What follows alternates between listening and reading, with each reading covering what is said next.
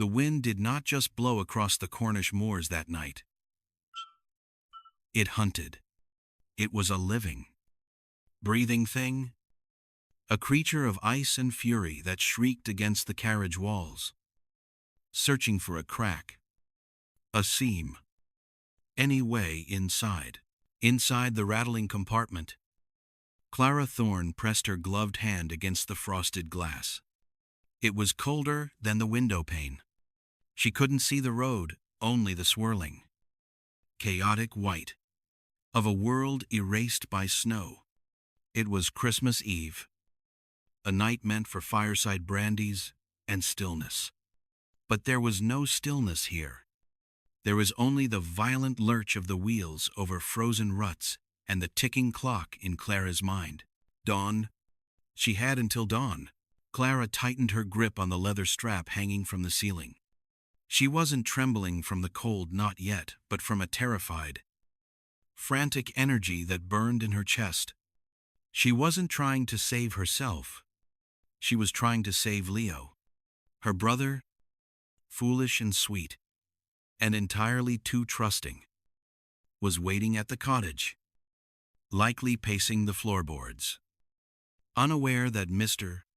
Sterling intended to be on their doorstep with the sun. Sterling. The name tasted like ash. A predatory banker who saw debt not as a ledger to be balanced, but as a leash to be tightened.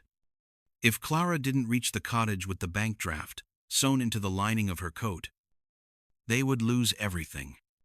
The roof, the land, the history.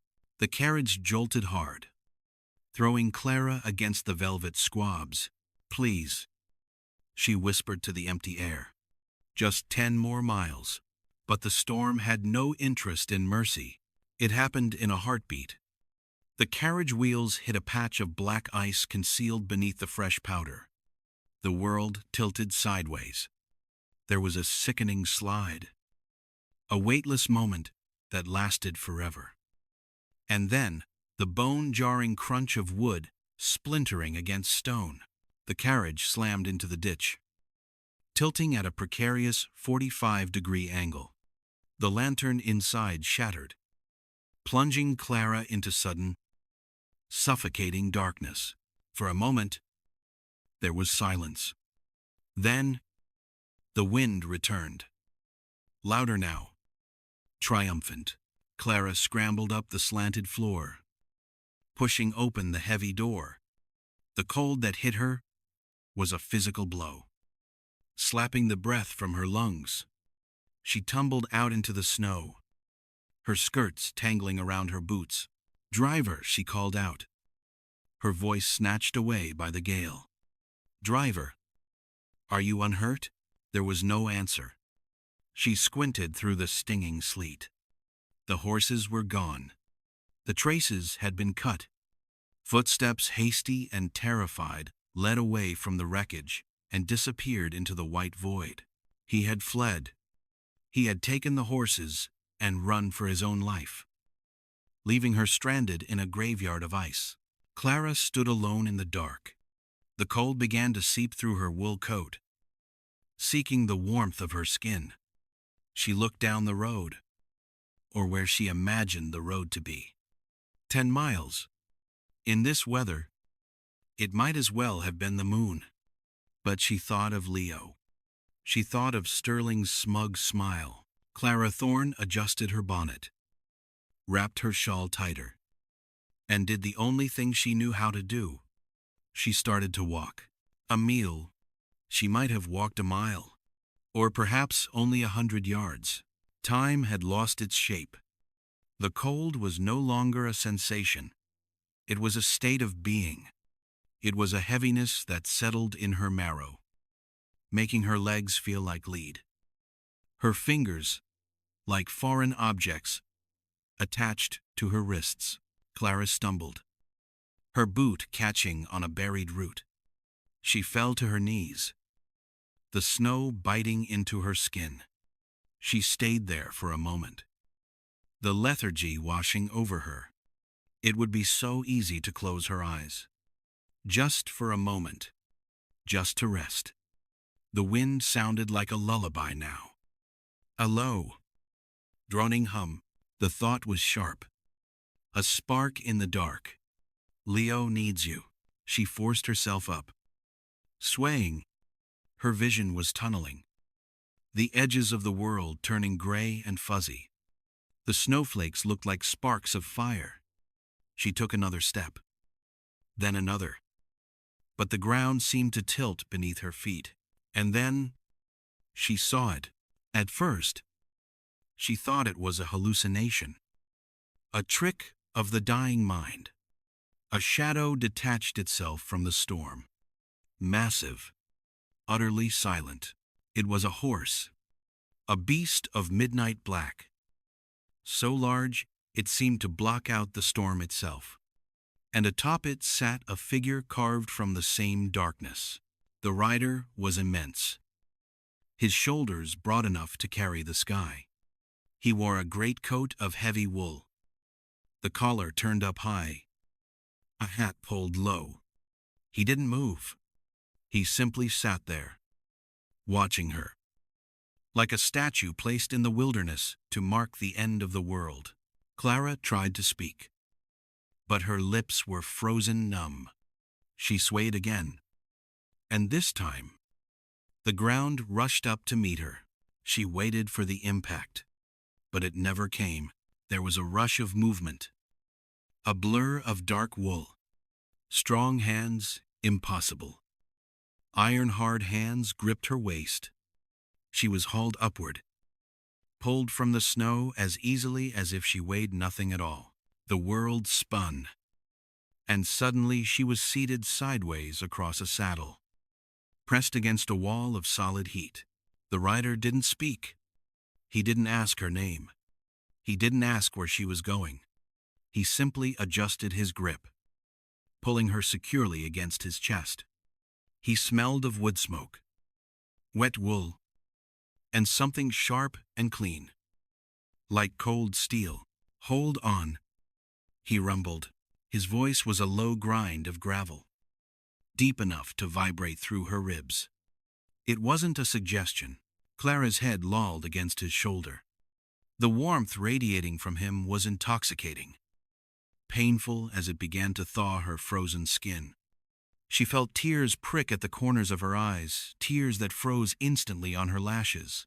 My brother," she mumbled, the words slurring. "Must get to. Don't sleep," the voice commanded. It was harsh, clipped. "Stay awake."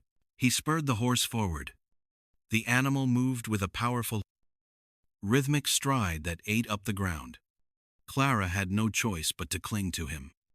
She buried her face in the rough wool of his coat, her hand fisted in his lapel.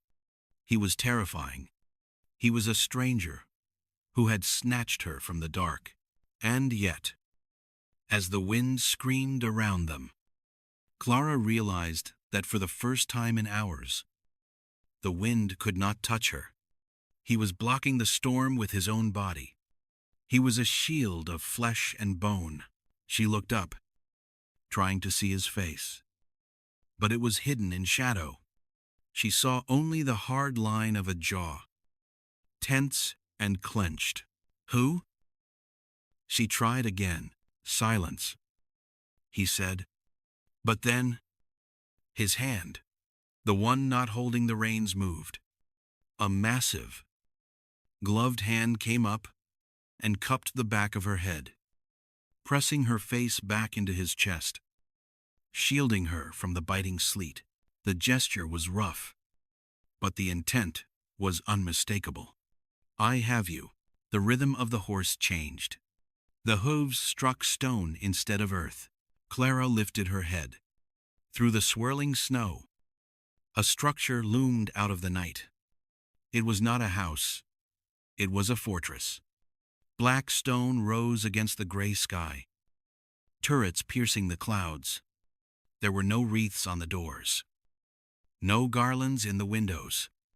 It sat on the edge of the cliffs, brooding and silent, as if it had turned its back on the world. Blackwood Hall. The horse clattered into a courtyard. Before the beast had fully stopped, the rider was dismounting, taking Clara with him. His boots hit the cobblestones with a heavy thud. He didn't set her down. He carried her, striding toward the massive oak doors. "Open!" he roared. The sound shattered the quiet of the house. The doors swung inward instantly, revealing a startled footman and a cavernous, dimly lit foyer. The transition was shocking. One moment, the roaring wind. The next, the heavy thud of the doors sealing them inside a tomb-like silence. The air here was still and dry. The man Clara still didn't know his name strode to the center of the hall. He still hadn't put her down. "Blankets?" He barked at the footman, who looked pale with shock. "Brandy, and build up the fire in the library." "Now, my lord," the footman stammered, scrambling away. "My lord." He finally lowered her. Clara's feet touched the stone floor, but her legs were useless. They buckled instantly. He caught her. He didn't let her fall. He swept her up again, an impatient noise in his throat, and carried her toward the hearth, where a low fire burned. He deposited her into a high-backed leather chair, dropping to one knee to begin unbuttoning her frozen, stiff coat. "Breathe," he ordered, his fingers working the buttons with surprising dexterity for such large hands. Clara gasped, the heat of the room making her head spin. She blinked, her vision finally clearing. For the first time, she looked at him, really looked at him. He had removed his hat. Lord Silas Vance, the Earl of Blackwood. He was striking, in a brutal, severe way. Dark hair, damp from the snow, fell across a high forehead. His eyes were the color of the Atlantic in winter gray, cold and intelligent, but it was the tension in his face that held her. There were lines of strain around his mouth, a tightness between his brows that spoke of something sharper than exhaustion. He looked like a man holding up a collapsing ceiling. He looked in pain. He stripped the gloves from her hands, his own hands engulfing hers. He began to rub them, the friction burning her skin. "You were walking," he said. It wasn't a question. It was an accusation. "In this, I had to," Clara managed, her voice cracking. "The driver." He left. Silas stopped rubbing.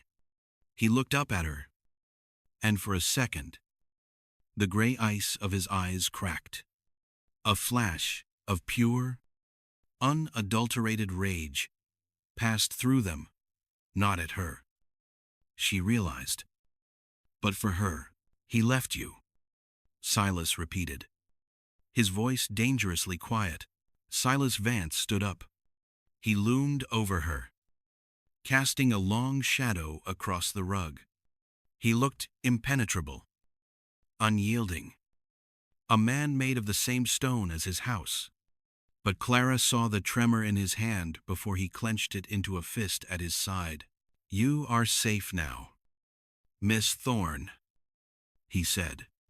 The words were formal, stiff, but he placed himself between her and the drafty corridor, once again shielding her from the cold. "The winter cannot reach you here." Clara looked at the fire, then back at the man who had pulled her from the snow. She was safe, but as she watched him turn away, pressing 2 fingers against his temple as if to crush a headache out of existence, she realized that while the storm was outside, the darkness was very much inside, and she was trapped in it with him. The morning light at Blackwood Hall did not stream in. It pushed its way through the heavy velvet curtains, gray and reluctant. Clara Thorne woke not to the sound of birds, but to the utter, suffocating silence of a house buried in snow. For a moment, lying in a bed large enough for three, beneath a canopy of dark, carved oak, she forgot where she was. Then, the memory of the night rushed back, the ice, the crash, the rider in the black coat who had carried her through the storm. She sat up, her body aching from the cold of the previous night. Her clothes had been dried and laid out by unseen hands, the wool stiff but warm. She dressed quickly, her fingers fumbling with the buttons. Every minute she spent in this stone fortress was a minute stolen from Leo, a minute closer to Mr. Sterling standing on their doorstep. Clara found her way to the breakfast room by following the scent of coffee, navigating corridors lined with portraits of men who all shared the same stormy gray eyes as her rescuer. The breakfast room was vast, dominated by a table that could have seated 20. Instead, it seated 3. At the head sat Lord Silas Vance. He did not look up when she entered. He was reading a newspaper, his posture rigid, his hand gripping a china cup with unnecessary force. To his right sat a woman who could only be his mother, Lady Augusta. She was a woman carved from ice, with silver hair pulled back so severely it seemed to pull the skin of her face with it. She wore black mourning silk, though her husband had been dead for years. Across from her lounged a younger man, Cousin Julian. He was handsome in a soft, unchecked way, with a smile that didn't quite reach his eyes. "Ah," Julian said, standing as Clara hesitated in the doorway. "The survivor returns. We half expected you to be a ghost, Miss Thorne." Lady Augusta lowered her fork. Her gaze swept over Clara, taking in the plainness of her dress, the lack of jewelry, the mud-stained hem of her skirt. It was a look that measured Clara's worth in seconds and found the sum wanting. "Sit," Lady Augusta commanded, gesturing to a chair at the far end of the table, miles away from the heat of the hearth. "Silas tells us he found you wandering the moors like a stray sheep. Carelessness, Miss Thorne, is a trait we do not cultivate in this house." "It was an accident, my lady," Clara said, keeping her voice steady despite the heat rising in her cheeks. She did not sit. She looked toward the head of the table. "My lord, I cannot stay for breakfast. I must beg you for the loan of a fresh horse. I must reach my brother." Silas finally lowered the newspaper. In the daylight, he looked even more imposing than he had in the dark. There were shadows beneath his eyes, bruises of fatigue that the gray light only deepened. "No," he said. The word was flat, final. "You don't understand." Clara stepped forward, her hands clenching in her skirts. "I am not a guest here by choice. My brother is in danger. If I am not there by tomorrow morning, if you leave this house today—" Silas interrupted, his voice low and scraping like a stone across a floor. "You will be dead by noon." He stood up then, and the room seemed to shrink. He walked to the window, staring out at the white oblivion. "Look," he commanded. Clara moved to his side. The window revealed a world erased. The snow was drifted 10 feet high against the garden walls. The road was a memory. The wind was still whipping the top layer of powder into a frenzy. "The passes are blocked," Silas said, not looking at her. "My own grooms cannot reach the stables. You will not leave this house to die in a snowdrift. Miss Thorne, I did not pull you from the ice only to watch you walk back into it. But I must," she whispered. Panic, tightening her throat. You don't know what is at stake. I know that a corpse cannot save anyone. Silas replied. He turned to her. And for a fleeting second, his expression softened not into kindness, but into a weary sort of logic. You are trapped, Clara. We all are. Behind them. Cousin Julian chuckled. Spreading marmalade on toast. Trapped with us for Christmas. I can think of worse fates. Though I imagine Aunt Augusta disagrees. Lady Augusta sniffed.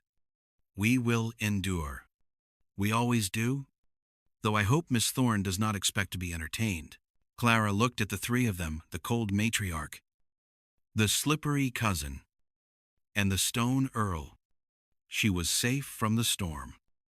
Yes, but she had never felt more alone. The day passed in an agonizing blur of ticking clocks. The storm raged on, sealing the house like a tomb. Clara could not sit still. Her anxiety was a physical thing. A hummingbird trapped in her ribcage. She wandered the halls of Blackwood, seeking distraction, seeking escape. She found herself in the library. It was a magnificent, two-story cathedral of books, smelling of old leather, beeswax, and dust. A fire burned low in the grate, casting long, dancing shadows against the shelves. Clara moved toward the back of the room, running her fingers over the spines of botanical texts, finding a small comfort in the Latin names: digitalis, salix, tanachatum, logic, order, things she understood. She was hidden in the alcove of a bay window when the voices drifted in. They were hushed, urgent, cannot wait forever. Julian. A man's voice hissed. It was unfamiliar, brittle, and nervous. Keep your voice down, came the smooth, distinctive reply of Cousin Julian. He is distracted. The girl's arrival has thrown him off balance. Clara froze. She pressed herself back against the velvet drapes. The codicil. The stranger whispered. If he finds the codicil, Julian, everything changes. The land, the trust, it all goes back to the estate. You get nothing. He won't find it. Julian snapped. The charm, gone from his voice, replaced by a greedy edge. Because you are going to bury it. Deep, hide it in the ledgers. Burn it, if you must. Just ensure that my dear cousin Silas continues to believe he is the sole master of a sinking ship. It's dangerous. Poverty is dangerous. Julian retorted. Do it. Footsteps approached the door. Heavy, deliberate boots. The library door creaked open. The whispering stopped instantly. Mr. Pym. Silas's voice boomed through the room. And Julian. I wasn't aware we were holding a council. Clara peeked around the curtain. Silas stood in the doorway, filling the frame. He looked worse than he had at breakfast. His skin was the color of parchment, and his eyes were squinted tight, as if the dim light of the library was blindingly bright. Just discussing the storm damage, cousin, Julian said, his voice instantly sliding back into its easy, oily rhythm. Mr. Pym was just leaving. The solicitor scurried past Silas like a rat fleeing a terrier. Julian gave a stiff bow and followed, leaving silence in their wake. Silas didn't move. He stood holding the doorframe, his knuckles white. Then, slowly, he closed the door and leaned his forehead against the wood. A groan, low and guttural, escaped his throat. Clara hesitated. She should stay hidden.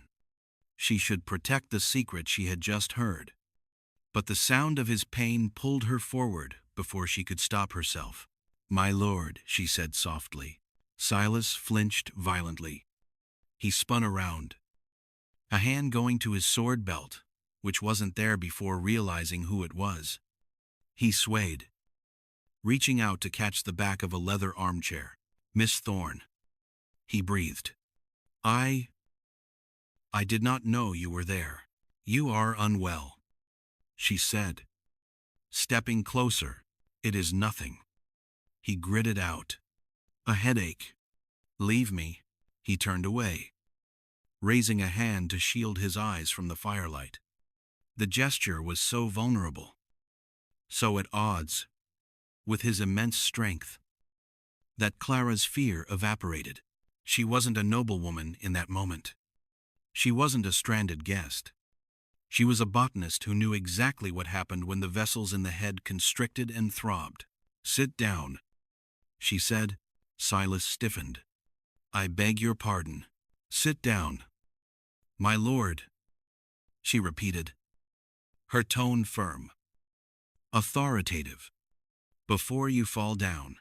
To her surprise and his, he obeyed. He sank into the armchair, his head dropping into his hands. "The light," he muttered. "It cuts." Clara moved. She didn't ring for a servant. Servants would bring fuss and noise. She went to the tea tray that had been left on the sideboard. It was cold, but there was water. She reached into the pocket of her dress. She always carried a small pouch, a habit of a woman who spent her life sketching in the woods. Dried willow bark. Feverfew. Simple. Bitter. Effective. She crumbled the herbs into a cup and poured the water, covering it with a saucer to steep. Then, she went to the windows and pulled the heavy drapes shut, plunging the room into soothing darkness. She returned to him. "Drink this." Silas looked up. His eyes were bloodshot, glassy with pain. He took the cup, his large fingers brushing hers. His hands were trembling. "What is it?" he asked. "Willow bark," she said. "It tastes like old wood, but it will dull the edge." He drank it in one swallow, grimacing, then leaned his head back. Clara didn't step away. She saw the tension in his neck, the way his shoulders were hiked up to his ears. Without thinking, she moved behind his chair. "May I?" she asked. He didn't answer. He just breathed. A ragged sound. Clara placed her hands on his temples. His skin was burning hot. Her hands were cool. The moment she touched him, a shudder went through his massive frame. She began to massage. Small, circular motions, applying pressure to the points she knew would release the tension. She worked in silence. The only sound, the crackle of the fire and the wind outside. Slowly, imperceptibly, the stone earl began to crumble. His shoulders dropped an inch. His breathing deepened. The fists clenched on his thighs relaxed. For 10 minutes, she ministered to him. The power dynamic of the house had inverted completely. He was the lord of the manor, the man who commanded storms, but in this dark room, he was helpless. And she was the one with the power to give him peace. Finally, he let out a long, shuddering exhale. "The knife? It is dulling." Clara pulled her hands away gently. "It will pass. You just need darkness." Silas turned in the chair to look at her. The pain was still there, etched in the lines of his face. But his eyes were clear. He looked at her, not as a nuisance or a guest, but as something entirely new. A riddle he couldn't solve. "Why?" he asked. His voice was rough, stripped of its armor. "Because you were in pain," Clara said simply. Silas stared at her hands, the hands that had just brought him back from the edge of agony. He looked almost confused.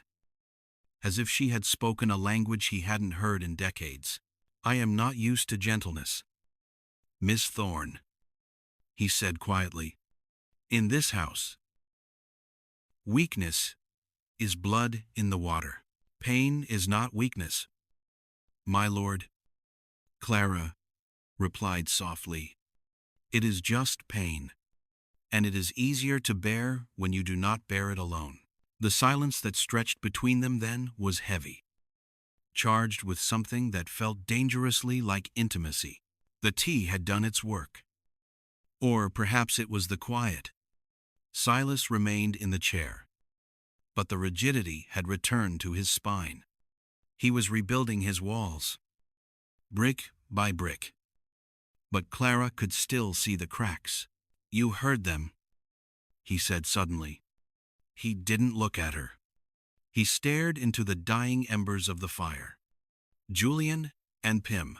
Clara sat on the ottoman opposite him, her hands folded in her lap. "I did, and I believe your cousin is keeping something from you. Something regarding your father's will." Silas let out a dark, mirthless laugh. "Julian is a snake. I have always known it. He waits for me to falter. He waits for the headaches to take me entirely, so he can declare me unfit." He looked at her then, his gaze piercing. "Why did you not run to him? He is charming. He would have offered you a carriage, promised you passage, told you whatever you wanted to hear. Because I do not trust men who smile with their mouths but not their eyes," Clara said. "And because you saved my life, I owe you the truth." Silas leaned forward, the firelight catching the sharp angles of his face. "Then, pay your debt. Clara, tell me the truth. Not the polite version. The real reason you were willing to die in a blizzard to reach a cottage that is likely already buried in snow." Clara looked down at her hands. The time for pride was gone. The storm had stripped them both bare. "It is 5,000 pounds, she whispered. Silas didn't blink. "Go on, my father." He was a brilliant man, but he did not understand money. He borrowed to keep the roof over our heads, to pay for Leo's schooling. He borrowed from Mr. Sterling at the name. Silas's brow furrowed. "Sterling, the banker from the village. A man who collects debts like trophies. He holds the deed." Clara continued, her voice trembling. "The term expires tomorrow at dawn. If I do not present the draft, he takes the cottage." "Is that all?" Silas asked. "It is a house. Clara, you are risking your life for stone and timber." Clara raised her head, her eyes burning with unshed tears. "No, it is not just the house. Sterling." He offered an alternative. The air in the library seemed to drop 10 degrees. Silas went very still. "What alternative?" Clara swallowed the bile rising in her throat. "He said the debt could be forgiven if I agreed to accompany him, to be installed in his townhouse in London." She couldn't say the word mistress. She couldn't bring herself to dirty the air between them with it. But she saw the understanding dawn on Silas's face. The change in him was terrifying. The weariness vanished. The exhaustion from the migraine was swept away by a cold, dark fury that was infinitely more dangerous than his shouting. He didn't move. He didn't explode. He simply became absolute. "He asked for you," Silas said. His voice was a low vibration, quiet and deadly. "He said I was on the shelf, that I had no other prospects, that I should be grateful." Clara wiped a tear from her cheek, angry at her own weakness. "I was traveling to save the house. Yes, but mostly I was traveling to save myself from having to make that choice. Because if I lose the house, Leo has nowhere to go, and I would sell my soul to keep my brother safe. Clara finally looked at him, expecting judgment, expecting him to tell her that £5,000 was a fortune, that her situation was hopeless. Instead, she found him watching her with an intensity that made her breath catch. He wasn't looking at a victim. He was looking at her hands, the hands that had soothed his pain.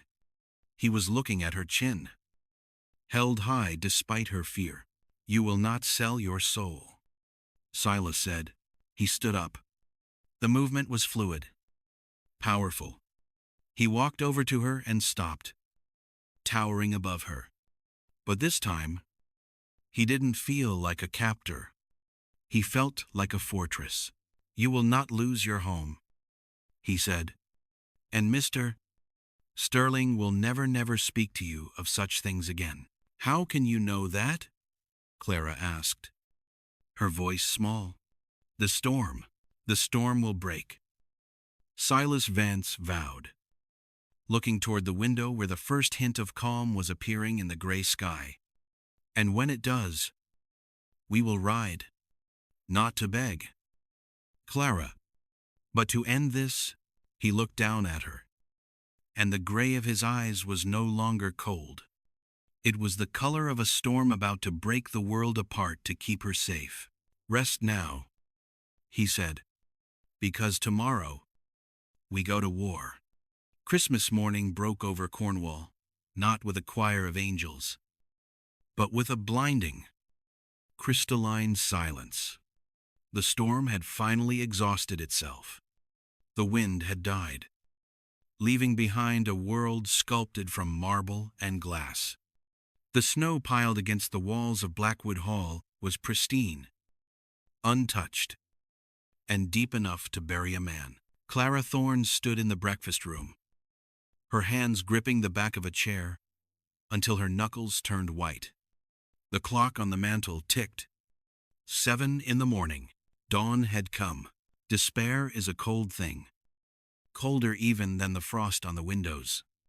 In her mind, she could see the scene playing out miles away at her cottage. Mr. Sterling's carriage arriving.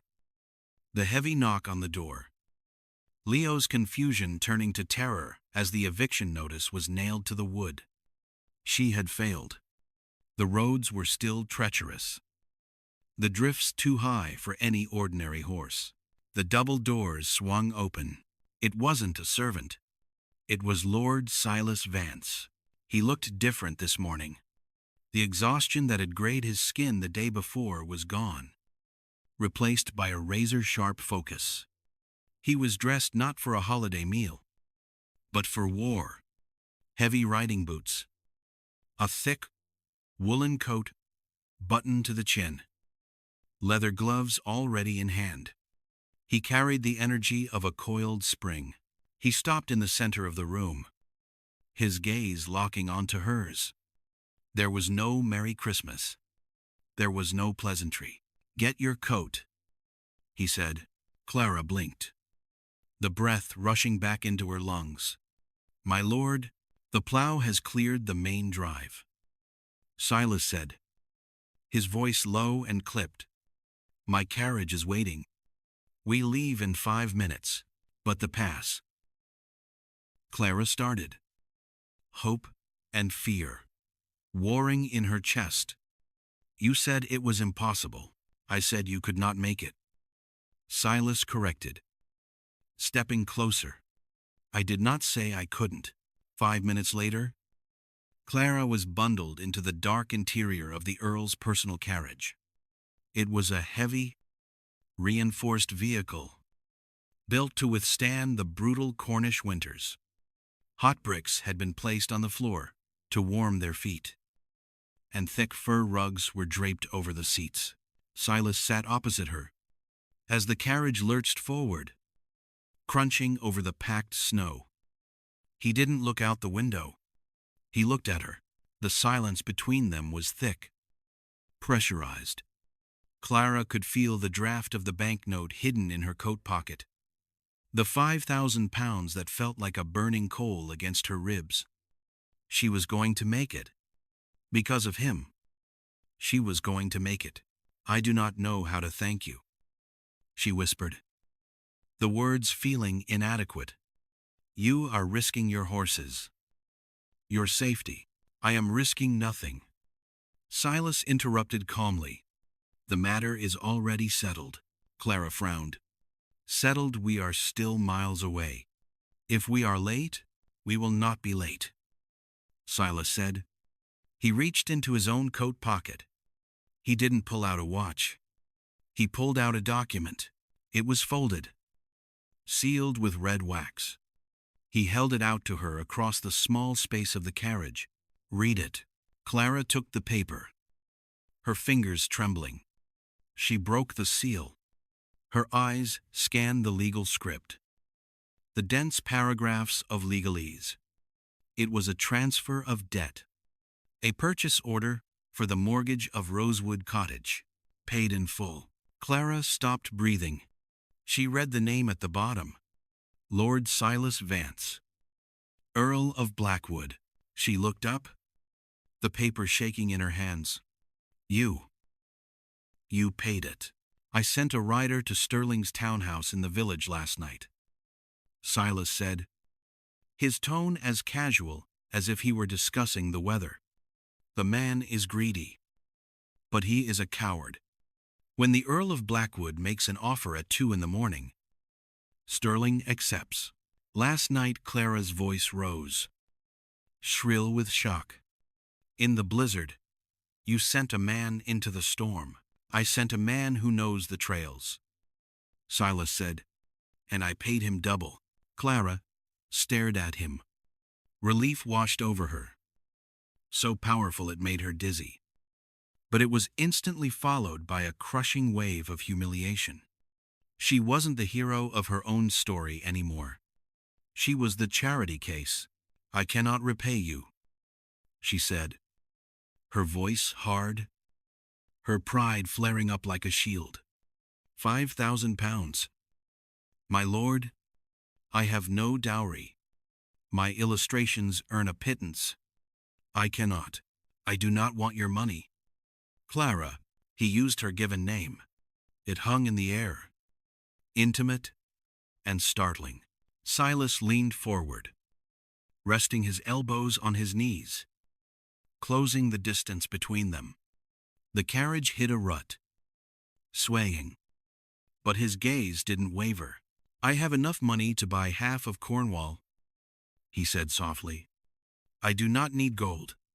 I need something else. Clara pressed her back against the squabs. What? I need a wife, he said. The words were plain, unadorned. Clara stared at him. A wife. My mother presses me daily, Silas continued, his voice devoid of romance, focused entirely on logic. She parades debutantes before me, giggling girls who are terrified of the dark, terrified of this house, and terrified of me. They want the title, they want the prestige, but they do not want the reality.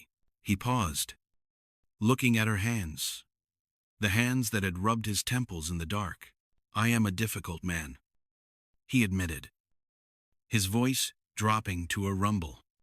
I am moody. I am often in pain, and I value silence above all things. You want to marry me because I am quiet? Clara asked, a spark of indignation lighting in her chest. No, Silas said. I want to marry you because you are practical. You understand duty. You walked into a blizzard to save your brother. He took a breath, and for the first time, his mask slipped. He didn't look like an earl. He looked like a man who was tired of being alone in the dark. And, he added, his voice rougher now, because you know how to make the room quiet when the pain becomes too much. You did not flinch from me, Clara. You did not ring for the servants. You simply handled it. Clara sat frozen. It was a business proposal. It was a transaction. I saved your home. You saved my sanity. It would be a marriage of convenience. Silas said, watching her closely. You would be the Countess of Blackwood. Your brother would be educated. Your cottage would be safe forever. And in return, you would manage my house. You would manage my mother. And you would manage me. He held out his hand. Palm up. A request. An offer. I do not ask for your heart, he said quietly. I only ask for your hand. The carriage surged forward, the wheels slicing through the fresh drifts with a rhythmic, hypnotic crunch. Clara stared at Silas' open hand. It was large, scared, steady. She should be insulted. Every romantic bone in her body, the part of her that read poetry and wept over tragedies, screamed that this was cold. He was buying a nursemaid. He was buying a housekeeper with a title. But then she looked at his face. She saw the tension around his eyes, the way he held his breath, waiting for her answer. He wasn't arrogant. He was terrified she would say no. He was a man who believed himself so unlovable, so broken by his own physiology and his cold family, that he thought he had to purchase a companion. Slowly, terrifyingly, Clara realized the truth. She reached out. She placed her gloved hand in his. Yes, she whispered. Silas's fingers closed around hers. He didn't pull her into an embrace. He didn't kiss her. He simply held on, his grip tight, as if she were an anchor and he was a ship drifting out to sea. Good, he said hoarsely. Good. He didn't let go. For the next 5 miles, they sat in silence, hand in hand. The heat from his skin seeped through the leather of her glove, traveling up her arm, settling in her chest. Clara turned her head to look out the window at the passing white landscape. The race was still on. They still had to physically reach the cottage to show the document to Sterling. But the panic was gone. In its place was a new, far more dangerous fear. Internal monologue. I have sold myself, Clara thought, the rhythm of the wheels matching the beating of her heart. I have sold myself to the Stone Earl. She looked at him from the corner of her eye. He was staring straight ahead, his profile sharp and noble against the velvet interior. He looked content. He looked like a man who had solved a difficult equation. He thinks this is a transaction, she realized. He thinks he has acquired a practical wife, a partner to run his estate and brew his tea. Her thumb brushed inadvertently against the inside of his wrist. She felt his pulse jump a skip, a flutter. He didn't pull away. He squeezed her hand tighter. The realization hit her with the force of the carriage crash the night before. She wasn't afraid of the arrangement. She wasn't afraid of his mother or his cold, dark house. She was afraid because she knew, with a sinking certainty, that for her, this would never be just a transaction. She had fallen in love with him in the library, in the dark, when he let her take away his pain. He asks for my hand because he thinks he doesn't deserve my heart, she thought, a tear slipping down her cheek, unnoticed by him. But God help me. He already has it. We are close, Silas said suddenly, his voice breaking her reverie. He leaned forward, looking out the window, his shoulder brushing hers. The contact sent a jolt of electricity through her that made her toes curl. I see the chimney smoke, he said. He turned to look at her, and the intensity in his gray eyes stole the air from her lungs. Are you ready, Clara? He asked. To face Sterling, she asked breathlessly. To be mine, he answered. Clara swallowed hard. Yes. Silas. I am ready. The carriage slowed, turning down the lane toward the cottage. The destination was reached. But the journey, the treacherous, terrifying journey of being the wife of a man who believed he could not be loved, was only just beginning. Rosewood Cottage sat low in the valley. A small, timber-framed thing that usually looked like a storybook illustration. Today, however, it looked like a trap. Through the carriage window, Clara saw the scene unfold with agonizing clarity. A flashy, black-lacquered carriage was already parked in the drive, blocking the path. Two rough-looking men stood by the garden gate, stamping their boots in the snow. And there, on the front porch, stood Mr. Sterling.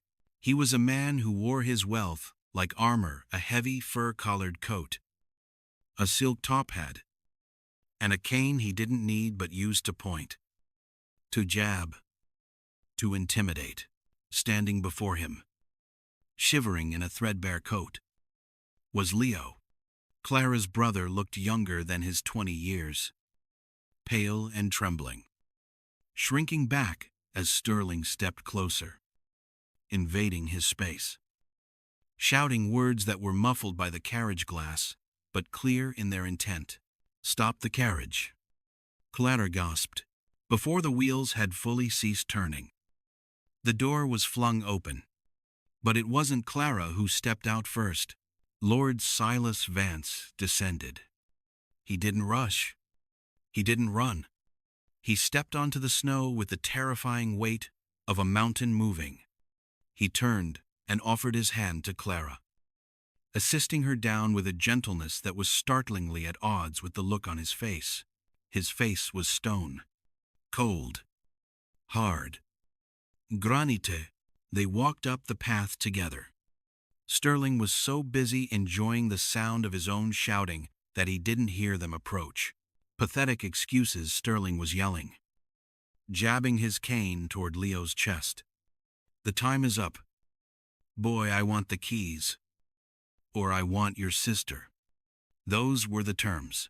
The terms, a voice rumbled from behind him, have changed. Mr. Sterling spun around. He slipped slightly on the ice, flailing for dignity. Before regaining his balance, he looked at Clara, a sneer forming on his lips. And then his eyes traveled up. And up, he found himself staring into the chest of the Earl of Blackwood. Silas loomed over the banker. He was a head taller and twice as broad. He didn't speak immediately. He just stood there, letting the silence stretch, letting his sheer physical presence suffocate the smaller man. And who might this be? Sterling asked, his voice pitching higher, trying to sound authoritative, and failing. Some hired muscle you found on the road, Miss Thorne. It won't work. The law is on my side. Silas didn't look at Sterling.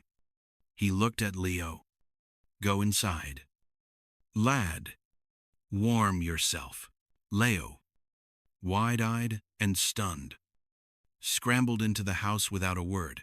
Now, Silas said, turning his gray gaze back to the banker. You are trespassing. Trespassing, Sterling laughed. A brittle, nervous sound. I own this property, the debt is due. Unless Miss Thorne has 5,000 pounds in her reticule, which we both know she doesn't. This cottage is mine. Or... He leered at Clara, his eyes raking over her. She honors the other arrangement. Clara felt sick. She opened her mouth to speak, to scream, to defend herself. She didn't have to. Silas moved. It was a small motion. He simply reached into his coat and produced the document. He held it out. The debt is paid, Silas said quietly. Sterling snatched the paper. He scanned it, his face turning red, then purple. This is a bank draft. From the Blackwood estate? He looked up, his eyes narrowing. Why would the Earl of Blackwood pay the debts of a penniless spinster? The insult hung in the freezing air. Clara flinched. She expected Silas to recite the business arrangement. She expected him to say she was his new housekeeper, his secretary, his charity case. Silas stepped forward. He moved into Sterling's personal space, forcing the banker to take a hasty step back into a snowbank. "Who am I to her?" Silas asked, his voice dropping to a register that vibrated in Clara's bones. "I am her betrothed." Clara's breath hitched. "She is the future Countess of Blackwood." Silas continued, each word landing like a hammer strike. "And you are standing on her land," Sterling spluttered. "Betrothed, this is preposterous. You can't just—" "Mr. Sterling," Silas interrupted. The tone was conversational, almost bored, which made the threat that followed infinitely more terrifying. "If you ever speak to my future wife again, if you ever look at her, or her brother, or step 1 foot within 10 miles of this property." Silas leaned down, his face inches from the banker's.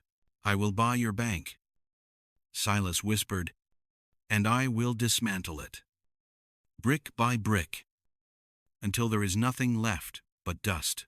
Sterling went pale. He looked from Silas's merciless gray eyes to the document in his hand. He realized, in that moment, that he was a small shark swimming in a tank with a leviathan. He shoved the document into his pocket, tipped his hat with trembling fingers, and scrambled toward his carriage. "Good day. Good day to you." His carriage fled down the lane as if the devil himself were snapping at the wheels. The silence that followed was absolute. The wind had stopped completely.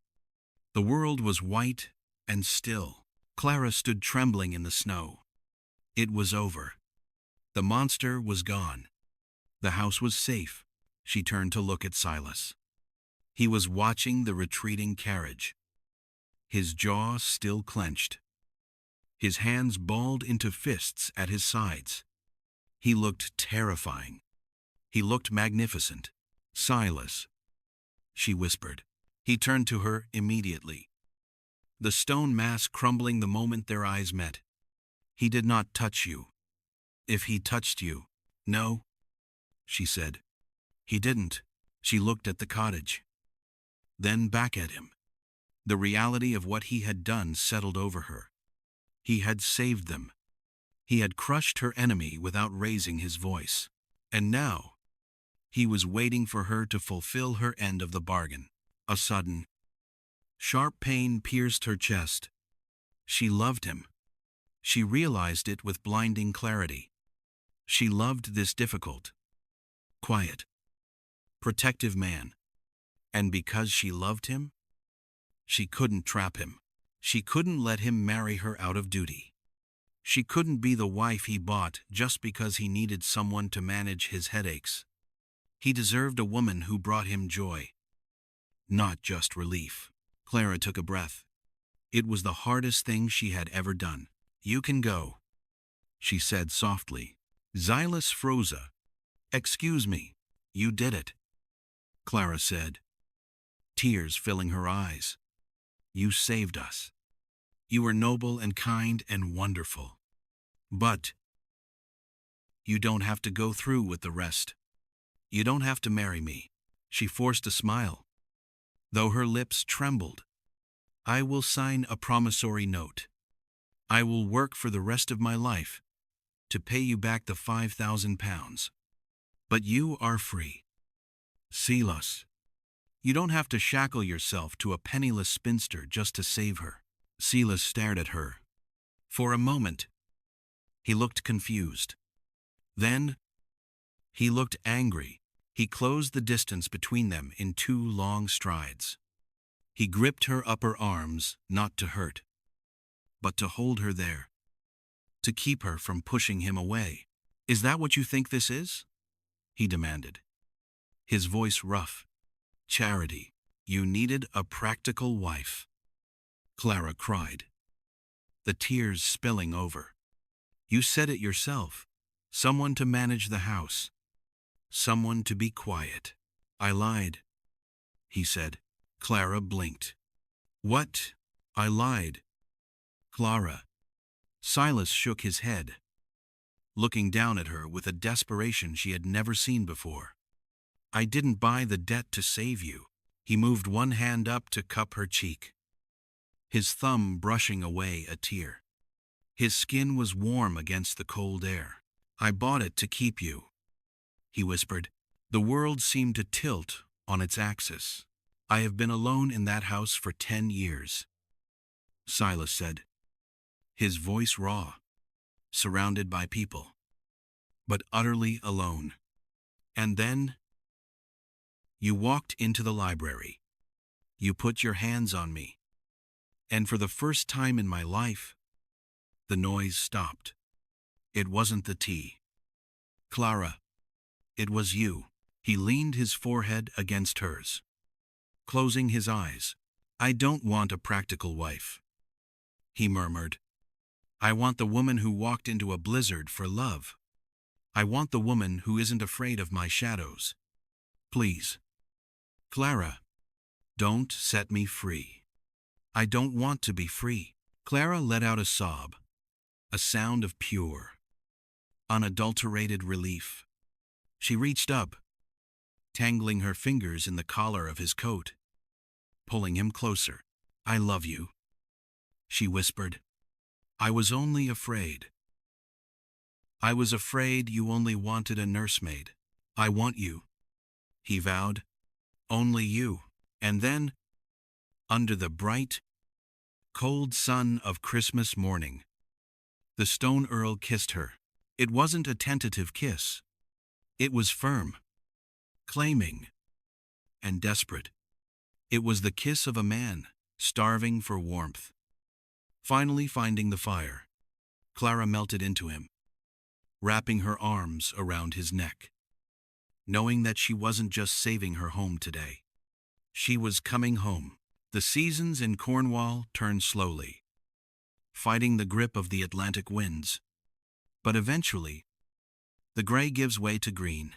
Spring came to Blackwood Hall.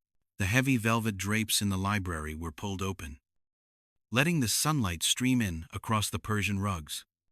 The silence that had once suffocated the house was gone, replaced by the sounds of life. In the garden, the roses were beginning to bud wild, climbing things that refused to be tamed. Silas sat on a stone bench, his face turned toward the sun. He wasn't working. He wasn't brooding. He was simply sitting, his eyes closed, a look of profound peace on his face. The lines of pain that had etched his forehead all winter were gone, smoothed away. Next to him, Clara sat with her sketchbook. Her charcoal moved quickly across the paper, capturing the curve of his jaw, the relaxed slope of his shoulders. She paused, looking at him. He sensed her gaze, as he always did. Silas opened his eyes. They were still gray, still the color of the sea, but the storm within them had broken. He smiled. It was a rare thing. Still, but it was real. "What are you drawing?" he asked, his voice a low rumble that vibrated in her chest. "A portrait," Clara said, leaning her head on his shoulder. "Of the man who saved me." Silas wrapped an arm around her, pulling her close, anchoring her to him. He kissed the top of her head, inhaling the scent of lavender and ink. "No," he corrected gently. "You saved me, Clara." They sat there as the sun dipped lower, bathing the great stone house in gold. The winter had been cold, brutal, and unforgiving. But as Clara looked at her husband, at the home they had built from the ice, she knew the truth. The winter had been cold, but it was the storm that brought her home. Thank you for listening to this story of winter storms and warm hearts. If you enjoyed Clara and Silas's journey from the frozen moors to the warmth of Blackwood Hall, please take a moment to leave a like on this video. It helps us bring more stories like this to life. Let us know in the comments, do you prefer a hero who shouts, or a hero like Silas, who whispers his threats? And for more timeless romance, more love letters written in the snow, and more happy endings, be sure to subscribe to Vintage Heartbeats. Until next time, keep your heart open to the storm.